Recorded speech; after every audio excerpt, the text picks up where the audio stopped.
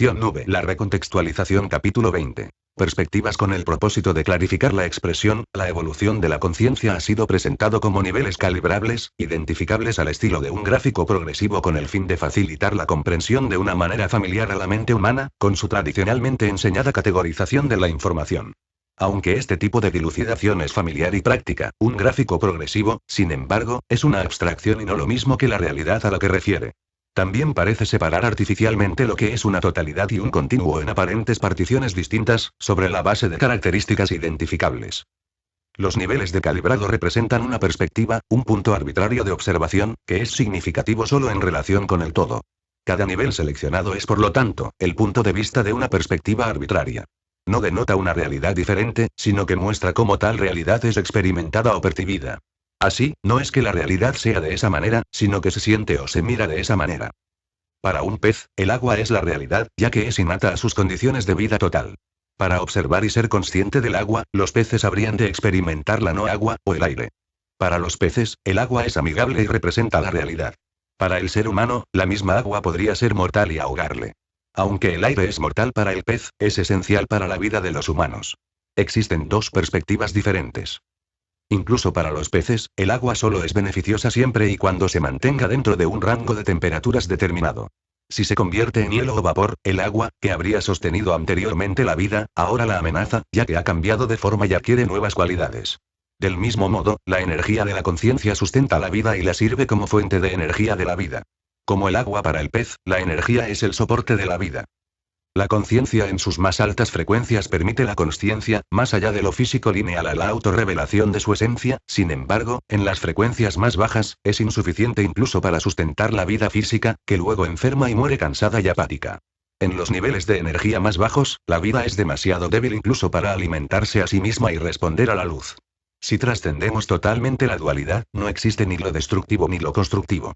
En su lugar, solo existe lo que sustenta la vida en toda su evolución y lo que no. Por lo tanto, no hay ni bueno ni malo, que son términos que describen principalmente grados de conveniencia. Si cualquier fin deseado se entrega como posicionamiento, entonces lo constructivo versus destructivo de nuevo representa simplemente puntos de vista y la polaridad de los opuestos. Si no hubiera un final deseado u objetivo, entonces la vida sería vista como simplemente siendo lo que es. Filosóficamente, esto podría ser considerado como una posición nihilista, es decir, la vida es absurda o la vida no es nada, sin embargo, sin varas de medir por las cuales juzgar, como el significado o el significante, entonces la realidad se revela siendo la totalidad en la que todas las potencialidades 231 son cumplidas como evolución de su esencia. Desde el punto de vista de todos los lados y la atemporalidad, para la omnisciencia presente nada está pasando. Por lo tanto, no hay nada que alabar o condenar. Desde esa perspectiva, solo existe la paz definitiva. P. ¿Cuál es la diferencia espiritual entre la percepción y la perspectiva? R. En realidad, ambas representan un punto de vista. La perspectiva implica una presencia más general, con una no selección implícita de amplio espectro. La perspectiva de la ciudad de Nueva York desde lo alto del Empire State Building es bastante diferente de la del nivel de la calle. Cada nivel de conciencia refiere tanto a un nivel calibrado de poder, como también a un rango implícito de posibles puntos de vista debido a las cualidades de ese nivel. El rango de observación desde la parte superior del Empire State Building también depende del clima y la hora del día. Las condiciones impiden o ayudan la visión. El yo es la perspectiva última, ya que es la realidad no localizada de la totalidad, la cual está más allá del ahora o el después o el aquí o el allí porque, desde el no posicionamiento, lo que parecen ser opuestos lingüísticamente se vuelven cualidades comparativas. Todas las palabras y el lenguaje contienen un posicionamiento no declarado y un contexto implícito. En realidad, todo es radicalmente solo como es y nada puede decirse sobre ello o sumar o restar. Incluso la afirmación de que eso es poco apropiada. Lo que eso existe son deducciones y conclusiones intelectuales, e incluso afirmar que todo es de nuevo una afirmación abstracta. No hay necesidad de un verbo intransitivo, excepto con el propósito de parlotear. Esto es por lo que el místico no puede decir nada en absoluto durante años acerca de la radical subjetividad de la realidad, que está más allá de lo descriptible. Porque ningún lenguaje del estado de la iluminación es realmente posible, un maestro zen solo puede de repente gritar, ¡ja! Y golpearte con un palo. Lo que se espera es un destello repentino, durante el cual la realidad inexplicable sea revelada. A través de los siglos una gran variedad de técnicas se han desarrollado para burlar a la cuidada corriente de los pensamientos, tales como campanas, gongs, incienso, cantar, la recitación de mantras, las artes marciales, o incluso el zen de la captura de los pollos en el gallinero. En ese momento infinitesimal, la no mente de la eternidad es vislumbrada y reconocida como el ser, más allá trascendente, más allá inmanente. Tales ideas son conceptos que tratan de categorizar lo que está más allá de la categorización. P. A menudo utilizas el término estado o condición para describir la realidad subjetiva de la iluminación. R. Eso es porque las palabras están siendo utilizadas. La energía tras las palabras existe independientemente de la verbalización y se revelan solo como consciencia. En esa condición, no hay ni sujeto ni objeto. Lo último es solo en sí mismo, sin ninguna referencia externa. Desde el punto de vista humano, esa es una condición o estado de no mente. No ser localizado en ninguna posible posición en el espacio o el tiempo significa estar continuamente presentes por igual en todas partes, lo cual está más allá del 232 presente o no presente. Ninguna persona puede ser iluminada en la medida en que su estado se opone a todo lo que está implícito al propio término de persona. La iluminación significa que la identidad personal formada y todo lo que había sido creído sobre ella ha sido borrado, eliminado, trascendió, disuelto, y desplazado. Lo particular ha sido reemplazado por lo universal, las cualidades han sido reemplazadas por la esencia, lo lineal ha sido reemplazado por lo no lineal, y lo discreto ha sido reemplazado por lo ilimitado. La posición en el tiempo o el espacio se ha convertido en la totalidad y por siempre. La intención ha sido reemplazada por la espontaneidad, y la limitante percepción de la dualidad ha sido eliminada en la medida en que el resplandor de la unidad ilumina la realidad y la verdad de la no dualidad. La esencia de la divinidad se encuentra delante en su revelación del ser. Lo mental ha cesado, y en el silencio, el saber interior de la omnisciencia irradia sin pedir. La emoción ha sido reemplazada por la paz. La exquisita delicadeza del infinito poder es hábilmente indulgente e invisible, ya que es el origen mismo y el sustrato de todo lo que parece existir. Por analogía, es como una sombra que es sustituida por un rayo de sol. La sombra no se convierte en el rayo de sol. La aparente causa o cambio es reemplazada por el despliegue de la creación. Todo es la perfecta expresión de la potencialidad de la esencia. Nada está actuando sobre ninguna otra cosa. La armonía estética y la concordancia son innatas a la perfecta seguridad que es intrínseca a la existencia. La estructura quieta de la forma es reemplazada por la continuidad de la esencia universal. Nada es incompleto, sin hacer, o no terminado. Todo es continuamente completo como total autoidentidad. La esencia de todo lo que parece existir es la divinidad. Todo es Dios en el cumplimiento de la potencialidad de la creación. El universo es espontáneamente autocreador. Nada está causando que se exprese. Lo no manifestado de la divinidad es la infinita potencialidad del infinito contexto y toda posibilidad. El universo es espontáneamente autónomo. Incluso la idea de existencia es simplemente una noción. El término inefable es adecuado y una buena aproximación. Es un intento de lenguaje de la naturaleza intrínseca de la radical identidad del ser. Dios es la universal yoidad de la manifestación. Por detrás incluso de la universal yoidad de Dios está el supremo como lo no manifestado, lo cual es innombrable. P. Se oye la afirmación de que todo el mundo ya está iluminado. ¿Cómo se debe entender eso? R. Significa que el ser está presente y potencialmente descubrible como base y esencia de la propia existencia. La afirmación es en realidad una imposibilidad, ya que define incorrectamente la comprensión de la iluminación, y también presenta la falacia de lo hipotético. Estar iluminado es saber la verdad. En consecuencia, la afirmación de que hay un conocimiento interior de la verdad en lo que no conoce la verdad es una afirmación incorrecta. Lo que podría decirse siendo realistas acerca de la afirmación es que la verdad última espera en el interior a ser descubierta. Si lo vemos por lo que realmente es, todo el lenguaje es una paradoja, porque nada puede ser realmente como se dice que es. La revelación es un 233 conocimiento interior revelado. Es entendido sin palabras ni conceptos, tales como significante o significado, que son simples abstracciones. Ni el universo ni nada en el universo significa nada. Su existencia es su significado. La mente está acostumbrada a obtener, conseguir, derivar, o descubrir el significado o la información.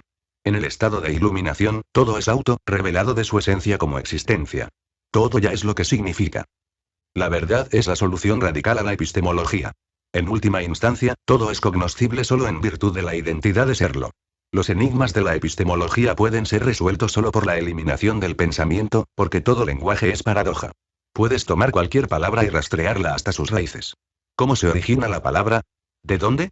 ¿Es la palabra lo mismo que su significado? Al hacer estas preguntas, eres confrontado finalmente con la última paradoja de la dualidad. La realidad radical es que entender la esencia de cualquier cosa es conocer a Dios. Se podría decir que todo lenguaje es un sustituto de Dios. P. ¿De qué sirve entonces el conocimiento y el aprendizaje? ¿Son solo bloqueos a la iluminación? R. El ego, como el yo ilusorio, se propaga para que pueda seguir siendo mío. Una de sus técnicas es tratar de aprender acerca de o entender cosas. Date cuenta de que si eres algo, no hay nada que entender sobre ello. La realidad es la definitiva sencillez. El hombre piensa, pero el pensamiento es una espada de doble filo.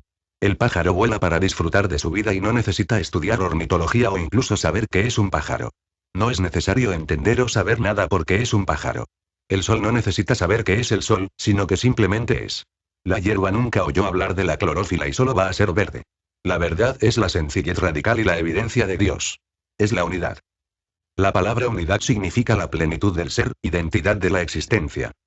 Todo es completo en virtud de su mismo ser. Ninguna descripción o designación nominal es requerida. Son todas distracciones. Incluso solo el observar no requiere ningún pensamiento. No hay necesidad de racionalizar la realidad. No mejora lo que es, sino que le resta. Toda existencia tiene una cualidad estética intrínseca. La apreciación de la belleza no requiere ninguna racionalización. Analizar la belleza es tratar de cruzar la espontaneidad de la experiencia y oscurecerla con la mente. La perfección y la belleza son innatas a todo lo que existe. Todo es de igual belleza a la inocencia de la consciencia. Toda forma es una experiencia estética, y su belleza es obvia cuando todas las cualidades, intenciones o deseos son abandonadas. La iluminación es la consciencia estética definitiva que permite que la belleza de la creación brille con una claridad sorprendente. P. El Buda localizó el ego en la experiencia sensorial y los apegos resultantes. ¿Tiene algún comentario acerca de esa enseñanza?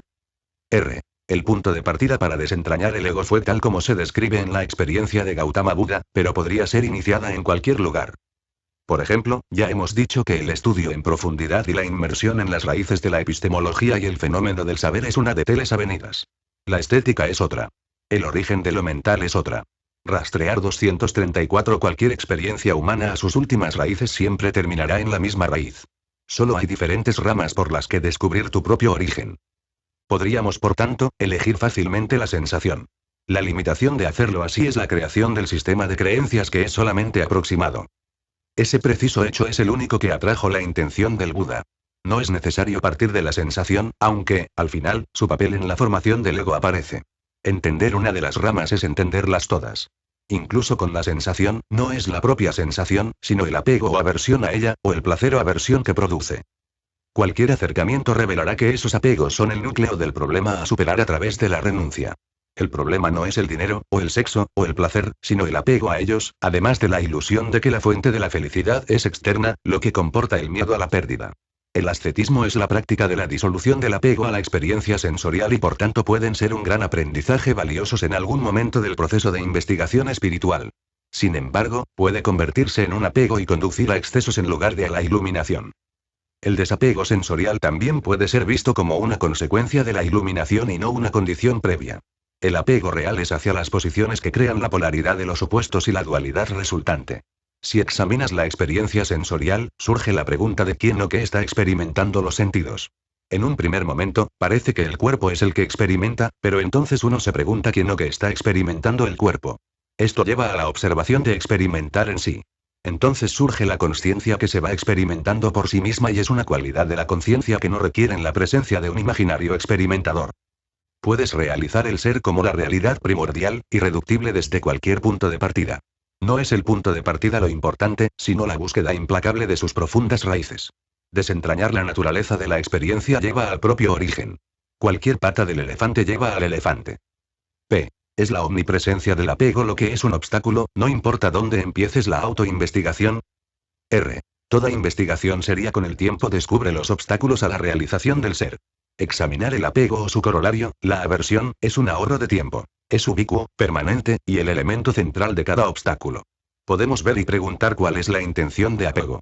¿Existe una ilusión o fantasía relacionada con todos ellos, seguridad, supervivencia, éxito, placer, y así sucesivamente?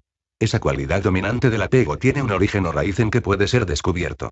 La mente se une o se identifica con lo que valora, incluyendo sus esperanzas, sueños e ilusiones. El apego es una cualidad muy peculiar del ego. Puede ser totalmente deshecha en todos sus dominios y múltiples formas de aferrarse simplemente dejándose ir de la propia fe en ello o la creencia en su valor como una realidad. Este paso gigante es una confrontación al no ser conocedor de los propios apegos. El apego al ser o mío o yo es una trampa básica. Puedes seguir su valor de fantasía y el yo consigue unirse a lo que valora. Tomemos nota de que el apego requiere y es sostenido por una energía y 235 una intención. La mente es unida al propio proceso de apego en sí mismo como una herramienta para la supervivencia. El dejar ir el ego se basa en la voluntad de entregar ese apego como sustituto de Dios solo por otra ilusión. La vía para el desarrollo del apego es el aferrarse. El bebé se aferra a su fuente de consuelo y supervivencia, la cual experimenta ahí fuera.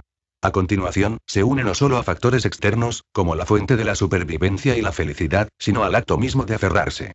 Esto puede ser visto en experimentos con monos bebés, donde el miedo frenético del abandono disminuye grandemente con madres sustitutas de trapo. El ego se aferra a lo familiar como lo conocido. Por lo tanto, dejar ir es hacer frente a la incertidumbre de lo desconocido, que da miedo. Por tanto, el aferrarse es para evitar el miedo. El bebé es nutrido, no tanto por las acciones de la madre, sino por la intención y el cuidado ejemplificado por el amor de la madre. Aunque el bebé lo intente por lo lineal, su supervivencia viene de lo no lineal. En este punto, esta lección básica es aprendida o no aprendida. El origen del amor y la supervivencia es asociado a una persona y, por lo tanto, el apego es un intento de poseer y controlar la fuente percibida de supervivencia y felicidad. El ego entonces elige entre la materialidad lineal de la posesión o la realidad no lineal de la confianza y el amor. Durante los bombardeos de Londres de la Segunda Guerra Mundial, los niños fueron enviados a instituciones rurales por seguridad. A pesar de que todas sus necesidades físicas fueron reunidas por las normas científicas, entorpeciendo su desarrollo. En su lugar, se volvieron desganados, fallaron con las niñeras, se volvieron débiles, perdidos, y exhibían miasma. La tasa de mortalidad fue alta. La investigación científica no pudo encontrar ninguna razón médica, nutricional o infecciosas para el estado moribundo de los niños. Algunas niñeras profesionales fueron entonces llamadas, y comenzaron a acariciar y abrazar a los niños, dándoles atención, cuidado y amor. Milagrosamente, los niños comenzaron a estar al brazo y aumentaron de peso y cesó la tasa de mortalidad. Esto es interesante porque demuestra la limitación del modelo científico, que excluye la esencia misma de la vida. El amor no es definible ni medible. No se puede pesar o localizar en el tiempo o el espacio, sin embargo, para el bebé humano, es crucial. En el desarrollo normal de los bebés, el amor materno es introyectado o incorporado a la psique en desarrollo. El resultado es la capacidad en la vida posterior de una sana autoestima, autocuidado, y amor propio, así como la capacidad de valorar y amar a cambio. El niño privado de amor es pues gobernado por las emociones negativas a falta de contrapeso de las emociones positivas. El bebé adecuadamente amado es capaz de ser autónomo. Sin embargo, el niño hambriento de amor es descrito como necesitado y con tendencia al apego y la ira. En psiquiatría, la necesidad no resuelta por el amor infantil adecuado conduce a los llamados trastornos del apego y las dependencias en la vida posterior. El camino hacia la iluminación consiste principalmente en la renuncia constante de los apegos. Los apegos pueden ser tanto de contenido como de contexto, así como también por la intención o el esperar resultados. Para deshacer un posicionamiento difícil, puede ser necesario desarmar y entonces entregar esos elementos. El pago que está manteniendo un apego en su lugar puede ser que proporcione una sensación de seguridad o de placer. El orgullo de estar en lo correcto. Comodidad o satisfacción. La lealtad a un grupo, la familia, o la tradición. La evitación del miedo a lo desconocido, etc. Cuando los sistemas de creencias son examinados, resultan ser basados sobre presunciones que son prevalentes en la sociedad, tales como lo correcto frente a lo incorrecto o el bien contra el mal. Por ejemplo, he de tener helado de chocolate, contenido, y entonces seré feliz. Contexto, se basa en otro posicionamiento, que la fuente de la felicidad está fuera de uno mismo y ha de ser tenida, en contexto global. Todas estas proposiciones indican una serie de dependencias, por ejemplo, la ley del Buda de contingencias dependientes u origen dependiente, y cuando fueron entregadas, la fuente de felicidad es encontrada en la alegría de la existencia misma, en este mismo momento y, más allá de eso, en la fuente de la propia existencia, Dios. Los apegos son a las ilusiones. Pueden ser entregadas por nuestro amor a Dios, que inspira la voluntad de dejar de lado lo que es cómodamente familiar. ¿Qué pasa con los apegos desagradables que traen tales sentimientos de culpa, miedo o ira? También surgen del aferrarse a un punto de vista. Curiosamente, el sentimiento en sí es a menudo la recompensa. Es duro de aceptar que son inconscientemente buscados o valorados. Es una creencia de la mente de que uno se sentiría de esa manera y se lo merece. Algunas de estas son respuestas condicionadas. Para librarse de ellas, puedes examinar cómo otras personas reaccionan de manera diferente y empiezan a ver que hay opciones. La mente se halla atrapada entre los deseos y las aversiones, ambas vinculantes. Una aversión es también innatamente un apego hacia una percepción condicional, y es desarmada por la aceptación. A veces es útil ver los mecanismos mentales como un automático, juego aprendido y la mente como un tablero de juego. Juega de ganar barra perder, sentirse bien barra sentirse mal, y correcto barra incorrecto. Uno podría ver la pérdida como ser puesto en libertad y ganar como ser grabado. Es importante tener en cuenta que las consecuencias emocionales no son obligatorias, sino simplemente opciones. Hay muchos debería sentirme de esa manera fundamentos ocultos a algunas de las respuestas emocionales y sistema de creencias. Al desmontarlos, todo un conjunto de sistemas de creencias puede ser entregado de una sola vez, ya que tienen una base común. El desarrollo de la capacidad de hacerlo aumenta con la práctica. Con el tiempo, uno deja ir la compulsión de pensar en una entrega profunda de todo el aparato. Puede simplemente observar y estar con todo como es, dejando a Dios ser el promotor de la vida.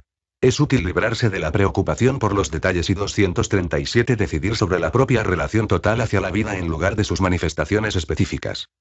P. Eso suena filosófico. R. Es precisamente eso.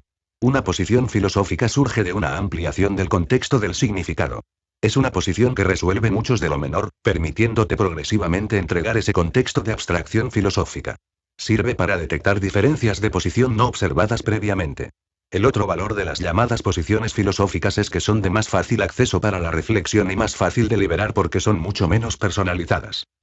P. ¿Puede darnos un ejemplo? R. No vale la pena discutir acerca de es uno muy común. Significa que has elegido el valor de la paz por encima del conflicto y la promesa de ganar el juego de ganar/perder.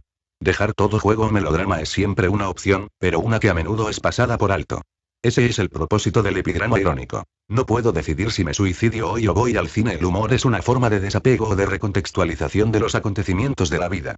Es una forma de ser desenfadado y llevar el mundo como una prenda suelta. Lleva a la compasión por la totalidad de la vida humana y revela la opción de que uno puede actuar en la vida sin involucrarse en ella como si se tratara de una agotadora lucha de vida o muerte. P. ¿Pero no puede eso llevar a la indiferencia? R. El humor es inclusivo de la vida y es un nivel de compasión.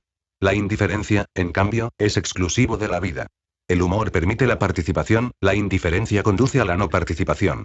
El humor disfruta mientras que la indiferencia y el hastío dan rendimientos planos. Eres un apasionado de Dios, no por un sistema de creencias. Esa es la única decisión real que ha de ser hecha y puede ser aplicada a cualquiera y todas las situaciones. La cuestión es siempre la posibilidad de estar en el efecto del mundo, o alineado con la verdad de Dios en su lugar. La búsqueda de la iluminación es diferente de la de búsqueda del éxito mundano. P. A menudo hablas de varias cualidades como si fueran abstracciones en lugar de los atributos personales. R. Ver la vida como la interacción de las cualidades es liberador. No hay necesidad de un pronombre personal. Los posicionamientos son programas y no el verdadero ser. El mundo mantiene una serie sin fin de posiciones que son presunciones arbitrarias y totalmente falaces.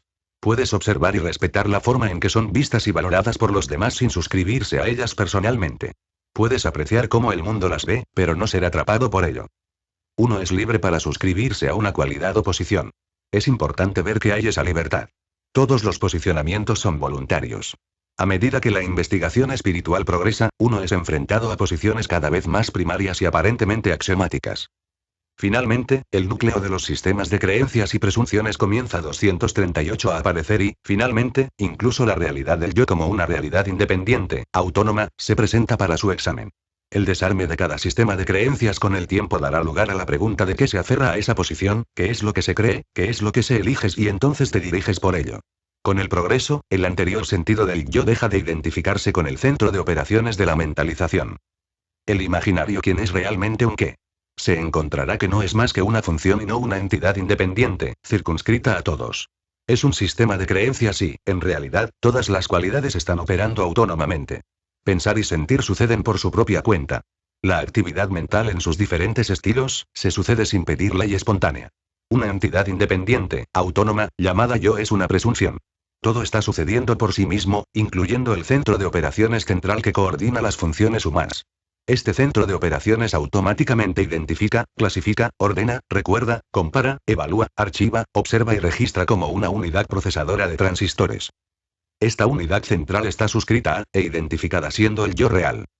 Entonces se convierte en objeto del mérito, la culpabilidad y el miedo, así como la preocupación y la inquietud por la supervivencia. Que se asocia con las emociones, para bien o para mal. Las opciones se asocian con consecuencias y posibilidades para el placer o el dolor, y estas elecciones influyen automáticamente. Al final, incluso todos estos pensamientos son incomprensibles, se necesita una gran fe, fortaleza y confianza en Dios para entregar el mismo núcleo de lo conocido a lo desconocido. En el momento final, los últimos vestigios de duda y miedo existencial pueden aparecer de las profundidades. En ese momento, la fe en las enseñanzas de los maestros que nos guían a avanzar recto, pese a todo surge y prueba ser correcta, porque la gloria de Dios espera al otro lado de la última gran barrera. P. ¿Cómo puedes prepararte para ese momento final? R. Habiendo escuchado esto, ya estás preparado. Has de estar dispuesto a caminar a través de la ilusión de que la muerte del ser deriva en la destrucción de la existencia. Si mantienes la creencia de que la muerte es una ilusión en la que yo no creo, en el último momento, serás confrontado con quién es el que piensa así. Entonces descubres que realmente no hay un yo que piense así, y esa ilusión se disuelve o el miedo a la muerte surge para ser afrontado. Solo el espíritu puede entrar por la puerta final. El ego se queda atrás y no puede pasar. P. En ese momento, ¿hay miedo por el cuerpo? R. En este caso particular, eso no fue el problema en absoluto. Fue el núcleo del sentido del yo lo que fue teatralizado abrumadoramente. Pareció como si la propia base de la existencia estuviera en juego, y el ego temió la no existencia como la única alternativa posible a su desaparición. Con compasión, te das cuenta que la estructura del ego es tal que no puede saber qué hay más allá. A lo sumo, espera que el familiar yo sobreviva y de algún modo se ilumine. No sabe ni puede saber que solo después de su propia desaparición, el infinito yo al instante resplandece en su lugar. En este caso particular, el último saber interior no verbal fue la 239 enseñanza de los sabios de la antigüedad de avanzar recto, pese a todo, pero después, a medida que la identidad familiar de ser se disolvió, también lo hizo su capacidad para la memoria, y solo la conciencia, desnuda de todo apoyo, se mantuvo como la realidad última. P. Entonces, ¿qué permanece para hablar del suceso? R. La conciencia tiene múltiples capacidades. Puede optar por volver a hablar de nuevo, o no, y en muchos casos, no vuelve.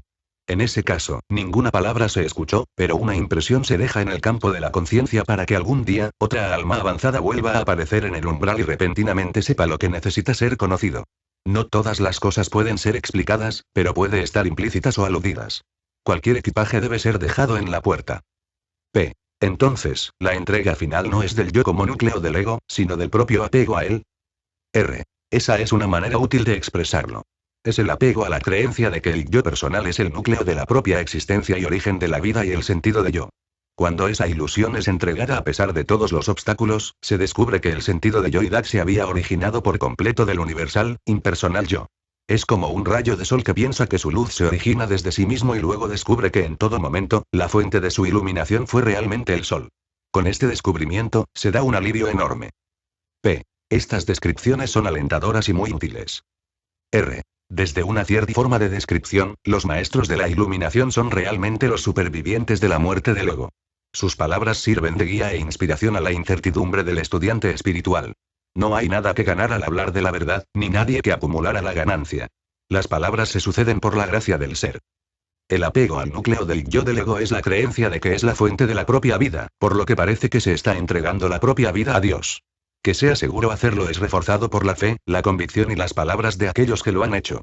Por lo tanto, es esencial que uno verifique por sí mismo el nivel de calibración de cualquier enseñanza a la que se le confíe la vida y la fe espiritual. Hay dos tipos de maestros. Existen los maestros íntegros e inteligentes que han aprendido de la verdad e informan con precisión pero que todavía no la han experimentado totalmente. Estos maestros están a menudo de los altos 200S a los 500S y son excelentes instructores. En ese caso, el nivel de verdad que está siendo enseñado difiere numéricamente del nivel de calibración del maestro. Sin embargo, tales profesores prestan un gran servicio, ya que son buenos enseñando e informando sobre la enseñanza de ciertas prácticas espirituales. De manera similar, hay excelentes instructores de esquí que no necesariamente han esquiado todas las pistas difíciles. Hay grandes adeptos al esquí que son maestros muy pobres. Beethoven fue un gran compositor, pero probablemente un profesor de piano no muy bueno. Así también hay sabios iluminados que no están dotados con habilidades 240 pedagógicas. Su breve enseñanza puede ser críptica y poco fluida para ser fácilmente comprendida. El segundo tipo de maestro es aquel cuya iluminación se puede autenticar a satisfacción de todos.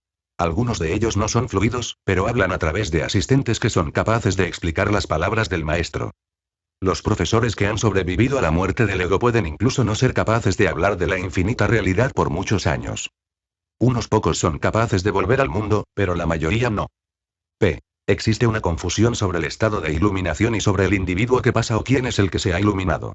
Hay un dicho común que dice que el ser verdaderamente iluminado no reclama ser iluminado, así que cualquiera que lo afirma debe estar en un error. R. Existe una gran dificultad para describir una condición que no está dentro de la realidad de la experiencia del ego, y especialmente al responder una pregunta que quien la pregunta surge del paradigma dualista de la realidad del interrogador. Un ser iluminado es su condición, por lo que no hay ningún propósito al reclamarlo. Que es un punto de vista del ego. Ahora, con las pruebas kinesiológicas, cualquier estado puede ser confirmado. El yo personal no se vuelve iluminado o transformado, sino que es asimilado, silenciado, y reemplazado por una condición completamente diferente. Por analogía, si miras a través de la lente de un proyector de cine desde un lado, ves una película tal y como aparece en la pantalla. Sin embargo, si uno mira hacia atrás desde el otro lado de la lente, ves solo una luz brillante. Por lo tanto, ¿cuál es la realidad de la función de la lente?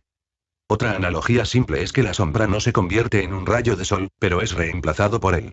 El ego es la sombra. La iluminación es la consecuencia de la luz del ser que lo reemplaza.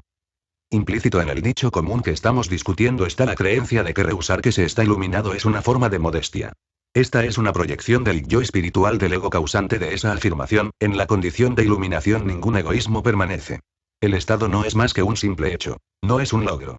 No tiene méritos o nada que sea elogioso que requiriera la postura de pseudo-humildad. En la comunidad espiritual ingenua, hay mucha adulación, glamour carismático, e importancia atribuida a los maestros iluminados, y el cómo. Estas son proyecciones. Para el ser iluminado, el estado es simplemente la condición natural de lo que es. En su inicio, el estado de iluminación puede parecer espectacular o dramático a los restos que huyen de la desaparición del ego. Entonces la paz prevalece y no hay realmente nada que decir porque el estado existe más allá de toda palabra. No sería posible hacer referencia a él de una manera que pudiera tener algún significado para otras personas. En este caso, nada fue dicho al respecto en más de 30 años, tiempo durante el cual surgió progresivamente la capacidad de asimilar con normalidad y funcionar en el mundo. No hubo nadie a quien tal condición le fuera comprensible. Solo 2 veces se llevaron a cabo reuniones con sabios que conocían y comprendían la situación. La primera fue Muktananda, y más tarde, Balsekar Ramesh. Hubo otra reunión de este tipo en las calles de la ciudad de Nueva York que fue mutuamente anónima, pero total y completa. 241 Solo lentamente a lo largo de los años un método para hacer comprensibles los estados de conciencia vino. El fenómeno kinesiológico pareció ser la herramienta para cruzar la frontera desde el mundo lineal del ego y la forma a la realidad no lineal espiritual que había más allá. Históricamente, todos los seres iluminados han descrito su estado, y al hacerlo así, lo proclamaron en lugar de reclamarlo. Ninguno lo ha negado o fingido que no existía. El Buda proclamó la magnificencia del estado de iluminación que llegó a ser conocido como búdico. Jesús describió su propio estado como el Cristo del Padre en el cielo. Dios Todopoderoso Krishna describió el ser como el Supremo. No reconocer la presencia de Dios sería negar la totalidad y divinidad de Dios. Esto no es posible para un ser iluminado. Por inferencia, el dicho común que está siendo discutido implica que la iluminación es tan rara que reclamarla sería un engaño. Ya que el número de falsos maestros ha abundado durante siglos, y, de hecho, es una posibilidad. Sin embargo, ahora tenemos una prueba objetiva y verificable por consenso de los niveles de conciencia que permite verificar los estados de iluminación y autentificar las enseñanzas. El falso maestro es aquel que reclama a fin de obtener algunas ganancias, como la fama, la adulación, o seguidores. Hay tales entidades y a menudo tienen entusiasmados seguidores. Hemos discutido este problema anteriormente. Por último, las expectativas del buscador espiritual ingenuo le llevan a creer que un ser iluminado va a presentar una serie de signos y comportamientos místicos, mágicos, o míticos, llegando incluso a los golpes en la cabeza o la frente. El buscador ingenuo espera encontrar a alguien que es especial en apariencia y porte. Ellos se sienten decepcionados al descubrir que el verdadero sabio es esencialmente bastante normal y sin parafernalia teatral. Ya que del arte e iconos religiosos de siglos, el buscador ingenuo espera ver túnicas, etc. En realidad, la única distinción intrínseca real del verdadero sabio es la calidad de las enseñanzas y el poder del campo de energía de la conciencia que lo acompaña. Hay, sin embargo, un aura invisible, el campo de energía que apoya el avance de la conciencia, y hay una conexión entre el aura del visitante y la del profesor que se ve facilitada por la intención del buscador. P. ¿Qué hay de los milagros? R. Si el karma del visitante es maduro y solo necesita el catalizador de una energía superior manifestada, entonces, esa potencialidad se puede actualizar. Esto no es pretendido ni querido por el sabio, pero sucede espontáneamente. A menudo, incluso el sabio no se da cuenta que ha sucedido hasta que los testigos lo informan después. No es visto como algo más especial que una manzana cayendo de un árbol. Se ve como el curso natural de los acontecimientos que se desenvuelven en el mundo manifestado. Las curaciones tienen lugar por su propio acuerdo, y verdadera curación, donde la afección desaparece o es relativamente irrelevante, porque la curación real se produce desde el interior. La conciencia es un estado de conocimiento interior que trasciende lo físico. Lo que a menudo se alivia no es necesariamente la aflicción física o mental, sino el sufrimiento 242 que lo ha acompañado. El milagro se produce como una transformación del contexto. El verdadero suceso está en la propia conciencia, y por lo tanto, la transformación de la conciencia de la persona afligida provoca una auto-sanación que puede o no ser exhibida externamente. P. ¿Es la afirmación estoy iluminado posible para un verdadero sabio? R. La pregunta revela un entendimiento muy avanzado. La respuesta es no. Los errores que estarían involucrados en esta afirmación son varios. Decir soy es ya una divergencia de la verdad absoluta. Es un verbo intransitivo, como ser o lo que es. La palabra iluminado en ese sentido estaría en la forma de un término descriptivo que implica un atributo añadido o cualidad. El yo de la realidad absoluta es una identidad del ser y la completa y total afirmación. En la afirmación yo soy eso, tanto soy como eso son superfluos y engañosos. En verdad, la iluminación no es ni un estado ni un punto de vista, sin embargo son ambos, y no hay ninguna afirmación al respecto que sea completamente exacta. Un gato es al 100% un gato. No necesita la palabra gato y ni siquiera necesita saber lo que es. La palabra gato es una invención del lenguaje, que es valiosa para su conveniencia pragmática. La realidad de la auto-existencia, la autorrealización, y la auto-identidad ya están completas en el gato siendo un gato, es decir, la existencia. Estar iluminado es simplemente ser como el gato. La realidad es total y completa y no es una condición adicional. Que no busca ni el reconocimiento ni la validación, porque esas cosas son irrelevantes. El término iluminación es semánticamente correcto. Es el reconocimiento y la comprensión de que la propia realidad es la luz del ser y que proviene del interior, como consciencia y profunda, realidad evidente por sí misma. P. ¿Duda la razón al cuestionar la autenticidad de la iluminación como una posibilidad? R. Esa es una importante observación. Hay una forma de duda realista que solo busca confirmación y por tanto es racional y parte de la sabiduría. Esto está en contraste con lo que podría llamarse una forma de duda patológica, que es la expresión de la grandiosidad del ego narcisista del que pregunta que vea su imaginaria omnipotencia negada y cuestionada por la posibilidad de lo real. Esto a veces toma la forma de psicopatología severa y la megalomanía de la malicia y el odio.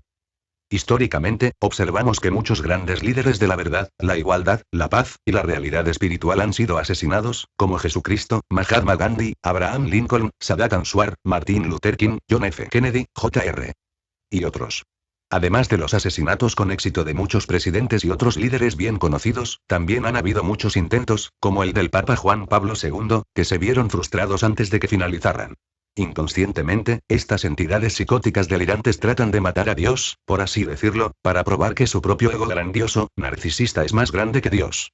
También tomamos nota de que históricamente las grandes obras de arte, como la Pietà, fueron atacadas por hombres locos. Un escultor del área local repetidamente tuvo que sustituir las cabezas de Jesús y los apóstoles en su creación de la 243 Última Cena, debido a su destrucción durante la noche. Finalmente, abandonó la reparación de la imagen y, de hecho, la desmanteló. El deseo de profanar la belleza se ve en las pintadas de graffiti. Hay muchas personas que odian la belleza, en un sentido, y se deleitan degradándola, incluso matan niños pequeños. El asesino en serie odia la belleza de lo femenino y busca profanarla por la mutilación. El asesino sin sentido o el asesino que en cada acto desafía la autoridad de Dios. El psicótico grandioso es la mayor amenaza de los presidentes y otras personas que amenazan el ego del fanático. Famosos líderes espirituales han sido envenenados para ver si morirían. A veces, estos actos psicóticos se politizan, como los atentados del edificio federal en Oklahoma City y las torres del World Trade Center en la ciudad de Nueva York. El más grandioso ajuste, el mayor placer del atacante es buscar la atención del público. Los megalómanos celosos buscan demostrar que, en el núcleo del yo, son más grandes que Dios. Los reinos astrales inferiores están poblados por muchas de dichas entidades. Odian la soberanía de Dios, ya que pone en peligro la soberanía de sus propios egos inflados y desafía su autenticidad. El mal no es lo opuesto a Dios, sino simplemente la negación de Dios, al igual que la falsedad no es lo contrario de la verdad, sino su negación. La deificación del yo no conduce a la divinidad, sino a los delirios de grandeza de la egolatría y la psicosis religiosa.